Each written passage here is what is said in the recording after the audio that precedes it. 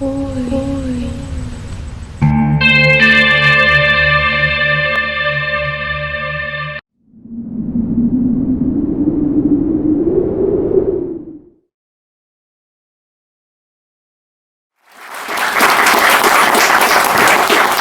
Lorde. É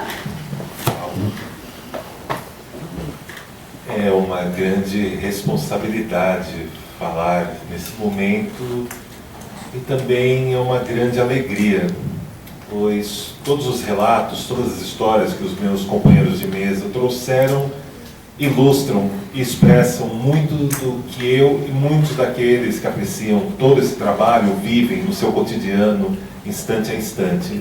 Eu sou realmente grato ao senhor vereador Adolfo Quintas, a minha amiga Bárbara, por toda essa oportunidade, por todo esse instante, esse momento especial que a gente pode trazer um pouco, apresentar aquilo que fazemos, sem máscaras e com evidente transparência.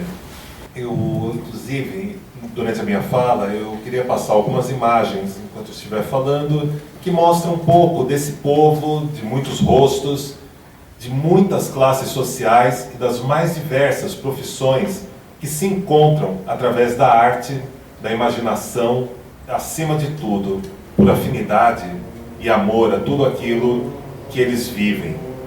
Porque antes da magia, antes de tudo, nós temos o imaginário e nós temos a arte. A arte não tem explicação. Ela escolhe um ofício, uma vertente, e nessa vertente ela se desenvolve, ela gera e ela cria um canal que permite a cada um expressar através das suas palavras, da sua música, das suas pinturas, das suas esculturas, dos seus cantos, da sua atuação e até mesmo através daquilo que escolhe vestir.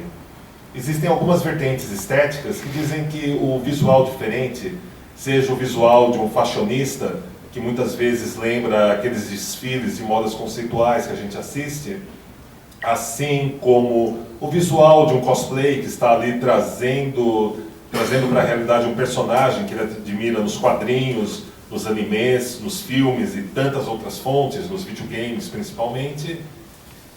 Ele está trazendo algo dele, ele está trazendo, retratando, cristalizando sonhos, beleza, criatividade. Está mostrando que num mundo tão cinza, onde as pessoas não vivem de verdade, elas no máximo existem seguindo normas, regras, que não foram elas que estabeleceram, ainda existem pessoas capazes de criar, de imaginar e de trazer algo diferente para o mundo. O que é o fascinante? No meio dos vampiros, no meio dos góticos, dos rockers, dos esotéricos, de tantos outros grupos sociais que existem, algumas pessoas chamam de uma maneira infame de subcultura, como se isso fosse uma subclasse, um subgênero de alguma coisa, um discurso acadêmico vazio, bastante vazio, pouco prático, eu da minha parte considero até mesmo desprezível. Mas é um termo que é usado para se retratar um pouco disso tudo. Mas como a gente vai falar, vai chamar de subclasse, subgênero, alguém que explora uma vertente artística que até hoje é estudada nas faculdades e nas academias de arte. Obras como a da escritora inglesa Mary Shelley, de Álvares de Azevedo, aqui no Brasil, e tantas outras mentes criativas. Pode ser algo, um subgênero, uma subclasse de alguma coisa. Como uma pessoa que curte tudo isso e usa desses códigos, usa desse imaginário para traduzir os seus valores, os seus discursos, as suas posturas, com evidente gravidade, vivência, sabedoria e, principalmente, profundidade de sentimentos e de uma visão muito mais densa do mundo, pode ser algo inferior, algo à parte. Pode sim ser algo que incomoda, porque defende um pensar livre, defende viver segundo as próprias medidas, as próprias dimensões, a própria velocidade e o próprio tamanho. De alguma maneira, às vezes até desconhecida para ele, ele traduz e traz para os tempos de hoje valores que eram considerados importantes em eras passadas, como na antiga Grécia, entre os filósofos, e até mesmo entre outros povos que são chamados de bárbaros. Bárbaros perante o quê? Perante uma visão, perante um ponto de vista, perante uma necessidade de um grupo precisar definir um outro grupo como inimigo, como adversário, como opositor. Porém, eram outros povos, outras ideias, outros imaginários e outros sonhos que simplesmente tinham o mesmo valor e não eram em nada atrasados, repudiados, indignos ou pouco valorosos. Era um imaginário, era um discurso, era arte. E as grandes vantagens dos tempos que vivemos hoje, a grande vantagem e talvez o eminente risco também que estamos aqui hoje, me fazem pensar na Alemanha pré-Segunda Guerra, nos tempos da República de Weimar, onde a cultura, as estéticas e até mesmo a chamada Kabarettkultur era valorizada. Os bares, casas noturnas e teatros não eram antros de prostituição, de drogas, de bebidas e de outras coisas. Eram o cerne da vida cultural daquele país. Eram os lugares onde os pensadores, as mentes criativas, os artistas plásticos, bailarinas, pintores, compositores, escritores, filósofos se encontravam e de onde nasciam as novas estéticas. Porém, como todos bem sabem, ali na Alemanha pré-Segunda Guerra, muito de tudo aquele conteúdo que surgiu ali e é estudado, é lembrado e é valorizado universalmente nos dias de hoje, eram tempos que, em seguida, surgiu o nazismo como uma forma de repreender, punir e perseguir todas aquelas mentes criativas, todos aqueles artistas, considerando tudo aquilo degenerado, porque não se encaixava no discurso que eles tomavam como certo e o melhor para o bem de uma suposta maioria.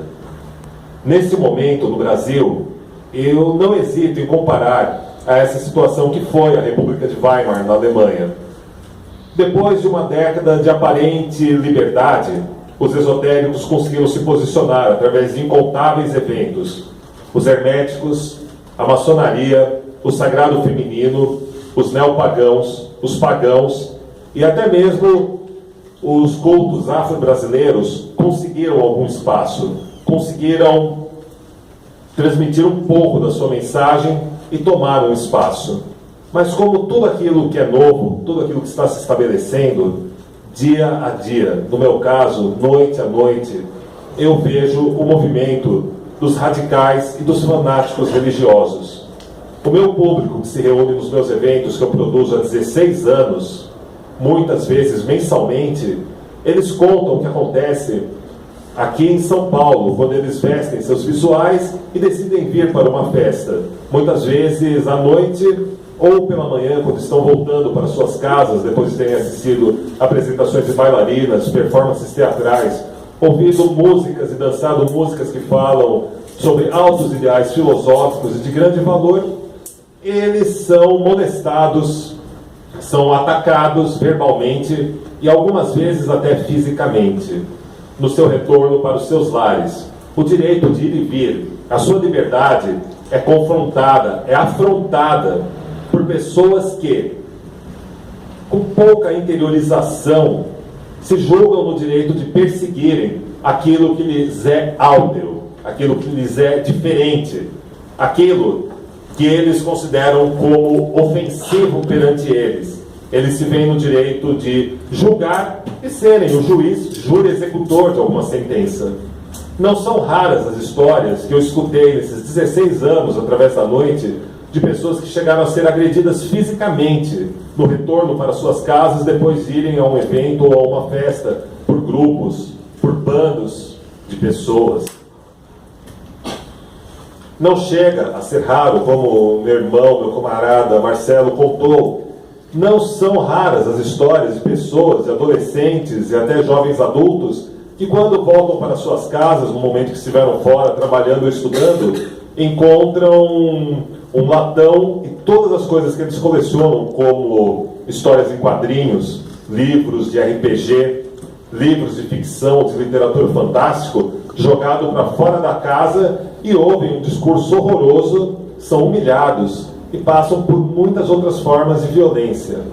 É tanta coisa, assim, é tanta coisa que torna-se até difícil de enumerar uma por uma dessas violências. E ainda assim, algumas dessas pessoas escolhem ir embora desses lares, escolhem estabelecer suas vidas e manter para si aquilo que amam, aquilo que gostam, aquilo que desperta neles sentido, pertencimento, alguma verdade.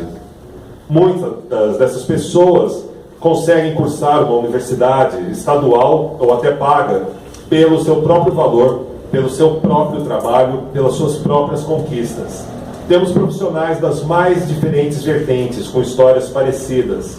Temos pessoas de todas as classes sociais, todas as classes possíveis, que se encontram, se reúnem, deixam de lado qualquer besteira social, para juntos, durante uma noite, uma tarde, compartilharem e curtirem histórias, descobertas e tudo aquilo que eles apreciam, seja na vida noturna alternativa paulistana, do qual eu sou produtor há 16 anos, sejam em encontros de cosplayers, jogadores de RPG, jogadores de cards games, encontros de fã-clubes de alguns seriados e algumas séries. É um público muito grande. É tão vasto que eu até fiz questão de levantar alguns dados e deixar esses números falando por si. A cada vez que entra um filme de vampiros nos cinemas brasileiros, são mais de 3 milhões de pessoas que vão assistir. Das redes sociais, os grupos ligados à arte fantástica, de todos os tipos, de pessoas que apreciam o imaginário, alguns deles atingem o número de mais de 100 mil pessoas nas redes sociais. E tem o meu portal, que falou alguns dos dados, nós temos quase 500 mil acessos por mês. Tem aqui do meu lado o Marcelo, com Teoria da Conspiração, que tem bem mais que isso também, regularmente.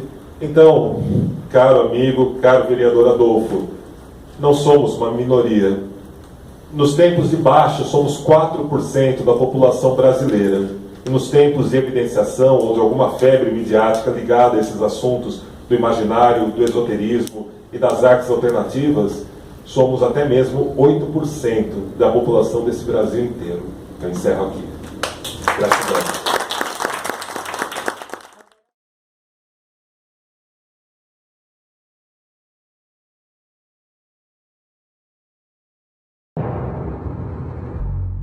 Se você gostou desse vídeo, deixe um curtir, compartilhe-o com pessoas afins e visite sempre o nosso portal www.redevamp.com.